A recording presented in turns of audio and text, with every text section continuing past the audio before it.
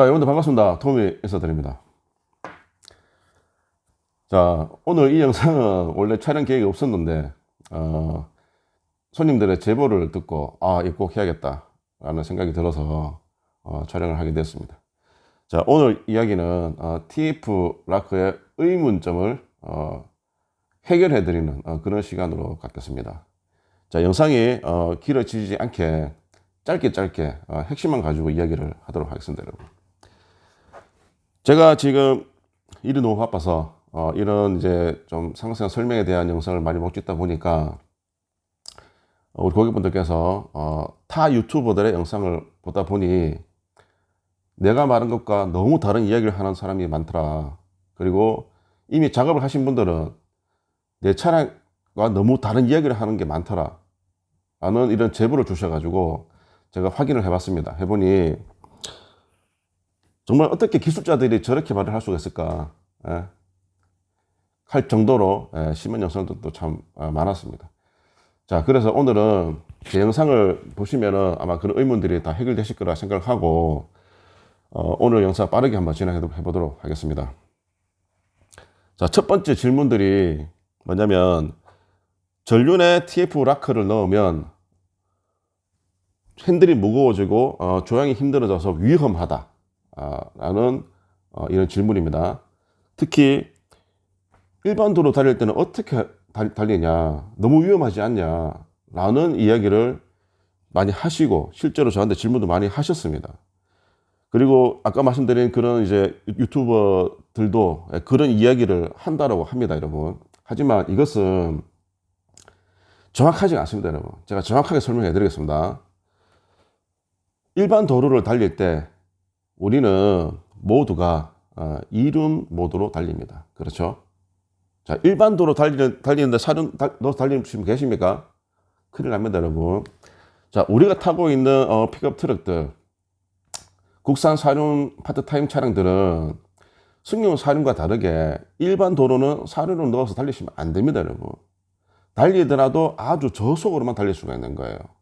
그래서 일반 도로 달릴 때 사륜을 넣고 달린다는 말은 말이 안 되는 거죠. 그죠? 그래서 이륜으로 모든 일반 도로를 달리게 되는데 이륜 상태로 달리게 되면 프론트에 락커가 있더라도 락커는 작동하지 않고 가만히 있습니다. 바퀴만 회전을 하게 되어 있는 거예요. 이걸 모르시기 때문에 앞에다가 락커를 넣으면 핸들이 무거워지고 위험해지지 않냐라고 물어보시는 거죠. 자, 아무런 관련이 없습니다, 여러분. 사륜을 넣었을 때만 작동을 합니다. 자, 그러면 한번 생각을 해보시죠. 뒤에도 락커가 있고 앞에도 락커가 있는데 쉽게 말하면 후락 차량이 임도를 가거나 오프로드 가게 되면 이 후락 하나만 가지고도 어지간한 길은 다 가버리게 되는 거예요. 후락 하나만 가지고도 오프로드 능력이 아주 월등하게 좋아지기 때문에 어지간한 험로들은 사륜을 안 넣고도 갈 수 있단 말이죠. 그리고 사륜을 넣는다는 말은 어떤 뜻입니까? 후락만 가지고도 갈 수 없을 정도로 험한 길 또는 빨리 가고 싶지 않아서 천천히 가려고 사륜로를 넣는 경우, 이거 말고는 없다는 이야기죠. 그 말은 그 노면이 이미 오프로드이면서 흙이든 돌이든 오프로드란 이야기죠. 그리고 오프로드 안에서 사륜을 넣으면 핸들이 엄청 무거워지냐? 자, 살짝 무거워지긴 합니다. 하지만 운전을 못할 정도 절대 아니라는 이야기죠. 아무런 부담이 없이 탈 정도의 고동력이 나온다는 이야기입니다. 자, 그래서 1번 질문, 전륜 TF를 하면 조향이 힘들어진다. 그리고 일반 도로에서 위험하다라는 말은 말도 안 되는 이야기입니다. 여러분 아시겠죠? 자, 그래서 아까 말씀드린 그런 유튜버들 하는 말이 뭐냐면 앞에다가 락커를 넣으면 위험하니까 반드시 앞에는 전자식 락커를 넣어야 된다 라고 이야기를 하는 거예요. 전자식 락커를 전문적으로 판매하는 업체들이겠죠, 쉽게 말하면. 그래서 ETF가 문제가 있다라는 식으로 그렇게 말을 하는 거지만 거기에는 아주 중요한 단어들이 빠져 있는 거예요. 일반 도로 달릴 때 이륜으로 달릴 때는 아무 문제가 없다라는 이런 말이 빠졌을 거고, 사륜을 넣더라도 우리가 사륜을 넣는 그 환경이 완전 오프로드이기 때문에 문제가 없다라는 이런 말들이 빠져 있는 거죠. 자, 기술자들은 자기가 어떤 물건을 팔기 위해서 거짓말을 해서는 안 됩니다. 저도 전자식 라크를 취급을 하고 있고 에어락도 취급을 하고 있고 TF도 하고 있지만 있는 그대로를 알려주는 게 맞다 라고 저는 생각하고 있습니다. 자, 그래서 어느 것이 더 좋다 이런 말들은 하지 않겠습니다, 여러분. 자, 이 질문에 대한 답만 드리겠습니다. 자, 1번 질문은 그렇게 정리를 하도록 하고요. 자, 두 번째로 질문들이 어떤 게 있냐 그러면 보통 이제 락커를 뒤에를 많이 하죠. 자, 여기서 하나만 더 설명드리자면 락커를 한 개만 할 경우에 후락이 더 좋으냐 앞에 락이 더 좋으냐 이런 불필요한 논쟁들도 생기던데 이게 논쟁거리가 안 됩니다, 여러분. 무조건 후락이 좋아요. 무조건. 우리가 산을 올라가는 과정, 내려오는 과정에서는 사실 락이 없어도 내려오지 않습니까? 올라가는 과정이 많기 때문에 올라가는 과정에서는 구동력, 쉽게 말하면 차를 올라가는 과정에서는 거의 한 70% 이상이 후락이 다 담당을 하는 거예요. 앞락은 그냥 얹어주는 정도, 라인을 잡아주는 정도라고 생각하시면 되는 거고 대부분의 구동력은 뒷바퀴에 집중하게 되어 있습니다. 그래서 무조건 후락이 좋은 거예요, 후락이. 그래서 패키지에도 후락이 들어가 있죠, 그죠? 자, 그러면 후락을 많이 하시는데 TF 라크를 넣으면 이질감이 심하다 라고 생각하시는 분도 계시고 아까 말씀드린 기술자면서 불구하고 그런 이상한 또 영상 올리시는 분들 얘기를 들어보니 이질감이 심해서 운전하기 힘들다 이런 말을 많이 하시던데 지금 제 샵에 오셔서 제 차를 타보신 분 계시죠, 그죠? 여러 계십니다. 그분들이 이 영상을 보고 계시다면 댓글 좀 달아주세요. 댓글로. TF 락커를 하더라도 마치 락이 없는 것처럼 달릴 수 있다 라고 제가 정답으로 알려드리겠습니다. 자, TF 락을 해서 이질감 느끼는 경우가 어떤 경우냐 그러면 작업을 잘못했는 경우예요. 그리고 작업을 잘못했고 거기다가 이 운전하시는 분 차주한테 제대로 알려주지도 않아서 이런 일이 생기는 겁니다. 자, TF 락커의 원리까지 설명하기에 시간이 너무 짧습니다. 그래서 자, TF를 리어에 달고도 아무런 거의 이질감이 없이 탈라 그러면 세 가지를 반드시 해야 됩니다. 세 가지를. 자, 뭐냐? 첫 번째로 아주 정교한 작업이 필요합니다. 정교한 간극 조정이 필요하다는 이야기죠. 근데 이 간극이라는 것이 참 기준이 있으면 좋겠죠, 그죠? 누군가 알려주면 좋겠는데 알려주질 않습니다, 여러분. 그 락커를 구매를 하면 그 업체에서 요렇게 하라는 그런 표준은 있어요. 표준은. 하지만 그 표준대로 하면요 절대로 이 TF는 부드러울 수가 없습니다, 절대로. 그래서 이 기준을 만들어내는 작업은 기술자들이 알아서 해야 되는 거예요, 스스로가. 자, 토미는 이미 진짜 해낼 수 없을 만큼의 이런 이제 작업들을 해왔고, 오랜 세월 동안. 그러면서 축적된 데이터가 있겠죠, 그죠? 축적된 데이터. 그래서, 그런 이제 완벽한, 작업이 제일 먼저 우선시 되어야 된다. 자, 그 다음에 두 번째 중요한 겁니다. 운전하시는 분, 차주에게 반드시 이 작동 원리를 설명해 줘야 돼요. 이게 무슨 뜻이냐 그러면 일반인한테 페라리, 람보르기니를 주면서 타보세요 이러면요 대부분 사람들은 시동도 못 걸어요, 사실.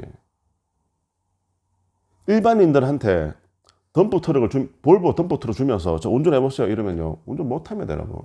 어떻게 하냐고요. 당연히 못하지. 상세한 설명을 해야 된다 이야기죠. 자, 렉스턴 스포츠, 코란도 스포츠가 들어왔어요. 들어올 때는 순정이었죠. 나갈 때는 순정이 아니지 않습니까? 이미 그 차는 튜닝이 끝난 차량들은 순정이 아니라고 생각하시면 되는 거예요. 그럼 여기에 대한 설명을 반드시 이 작업자들이 차주분한테 해줘야 됩니다. 작동 원리에 대해서. 대부분 다 이해를 합니다. 본인은 작동 원리를 모르면 설명 못 하겠죠, 그죠? 하지만 작동 원리를 정확하게 알고 설명을 딱 해주면요 차주분들도 다 이해를 합니다. 자, 그리고 세 번째로 중요한 거, 반드시 직접 로드에 나가서 테스트를 하면서 직접 보여주셔야 돼요. 자, 요렇게 하면은 소리 안 나죠. 요렇게 하면은 소리가 나죠. 요렇게 하니까 아무런 느낌이 없죠. 요렇게 하니까 느낌이 있죠. 라고 설명해 줘야 된다는 이야기예요. 이런 정교한 작업과 원리에 대한 설명, 그 다음 로드에 나가서 직접 테스트하면서 설명들이 이루어지지 않으니까 이질감이 있다라고 느껴지는 겁니다. 그리고 아주 전 못됐다고 생각하는데, 그런 유튜버들이 어떻게 테스트를 하냐 그러면 작업이 잘못되어 있는 차를 가지고 와서 회전을 하면서 하면은 당연히 뒷바퀴가 더거거리겠죠. 이런 걸 보여주면서 TF는 원래 이렇다라고 이렇게 설명을 한다는 얘기예요. 근데 기술자들은 그렇게 하면 안 되거든요.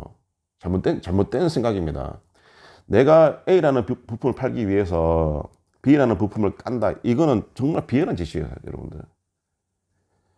정확하게 있는 그대로 설명을 해주고 그 선택은 운전자, 소비자들을 할 수 있게 만들어주는 거. 이게 진짜 양심 있는 사람들의 생각이라고 저는 생각합니다.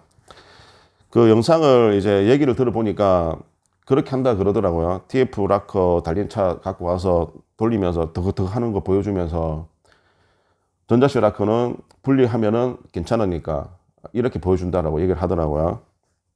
자, 그렇게 하시면 안 될 것 같습니다. 자, 그러면 이질감이 있다. 어떻습니까, 여러분?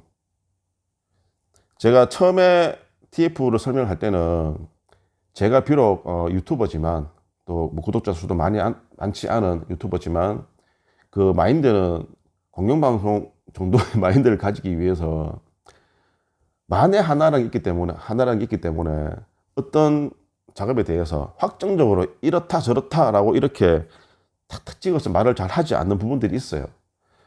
그러다 보니까 소비자분들이 좀 판단을 내리시는데 혼선이 있었을 수도 있겠다, 이런 생각이 드는데, 오늘은 제가 명확하게 말씀을 드리겠습니다. 리어에 TF 락크를 장착하더라도 이질감은 없다라고 생각하시면 되겠습니다. 없다라고. 샵에 찾아와서 제 차를 한 번씩 타보실 분들이 계세요.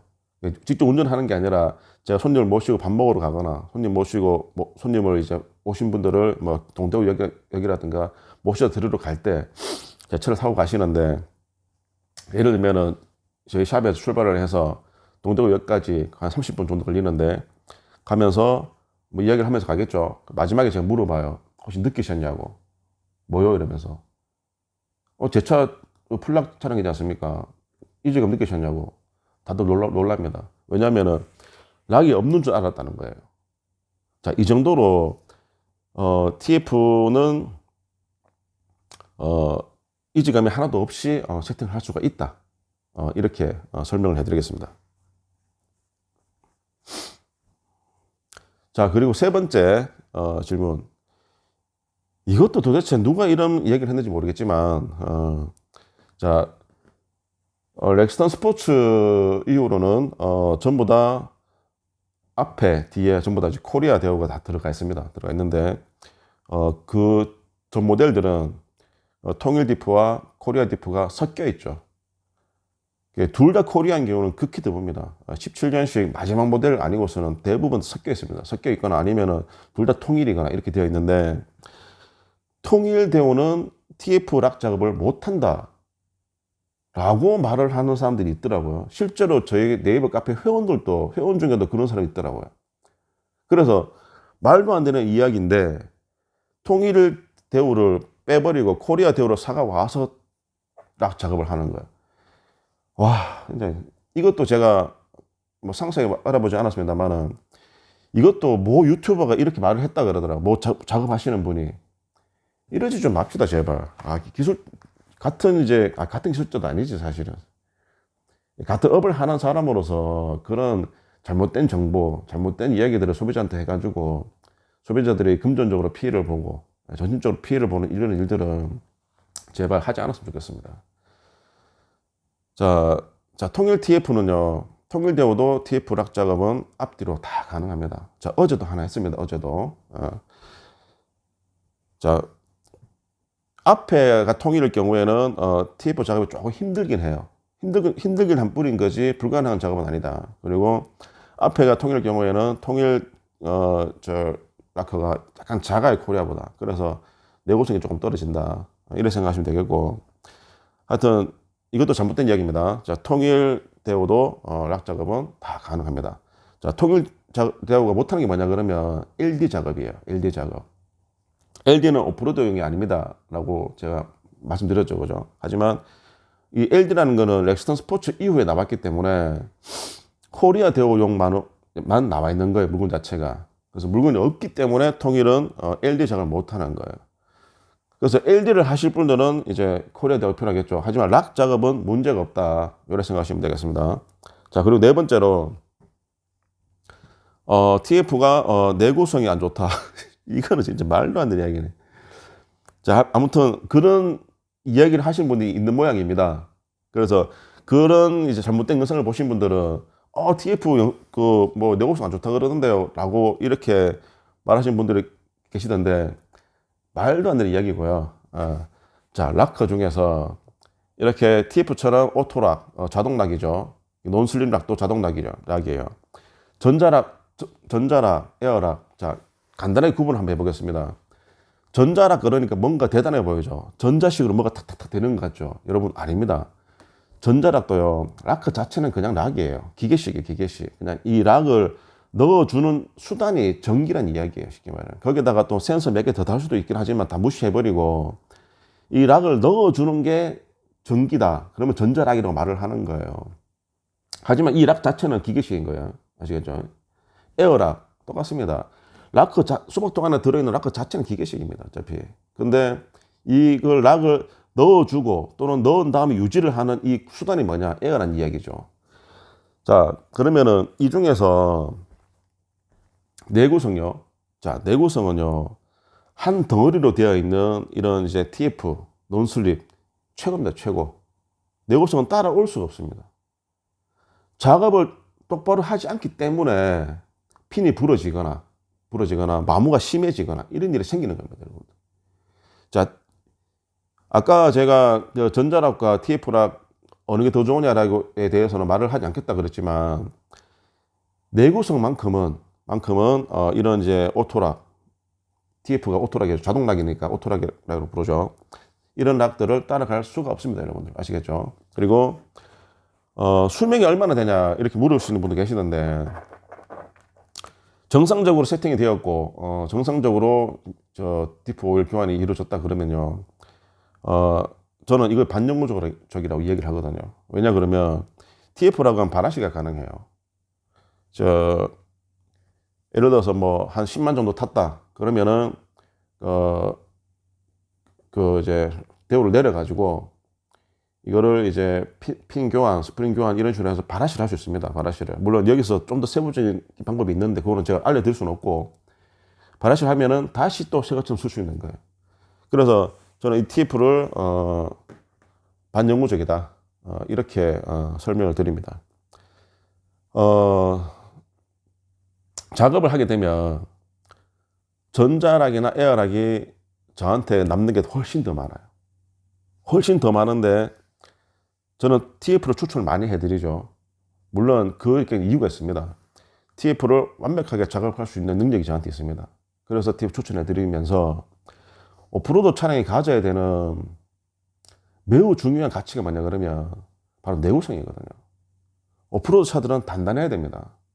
사소한 거에 영향받지 않아야 되고 사소한 고장들이 생기지 않아야 되는 거예요. 그래서 비교적 단순한 것들이 더 좋은 거고 비교적 덩어리가 더 좋은 거고 그래서 TF를 많이 추천해 드릴 뿐인 거고 전자락 같은 경우 에어락 같은 경우에는 편리하다는 장점은 있지만 비용에 대한 문제와 그다음에 내구성에 대한 문제는 어쩔 수 없이 따라갈 수밖에 없는 겁니다, 여러분들. 자, 오늘 영상은 할 말이 참 많겠지만 여기서 마치도록 하고 정리를 한번 해드리자면 앞에 TF를 넣어도 조향이 아무런 문제가 없다. 그 다음 TF 리어의 작업을 제대로 하게 되면 이질감조차도 없다. 그리고 통일되어도 TF락을 하는 데는 아무런 문제가 없다. 그리고 내구성 면에서 TF락커가 매우 뛰어나다. 자, 이렇게 말하니까 제가 TF 찍는 것 같지만 그렇지 않습니다, 여러분들. 자, 여러분 오늘 영상은 여기서 마치도록 하겠습니다. 다음번에 더욱더 유익한 영상으로 찾아뵙도록 하겠습니다. 여러분. 감사합니다, 여러분. 톰이었습니다.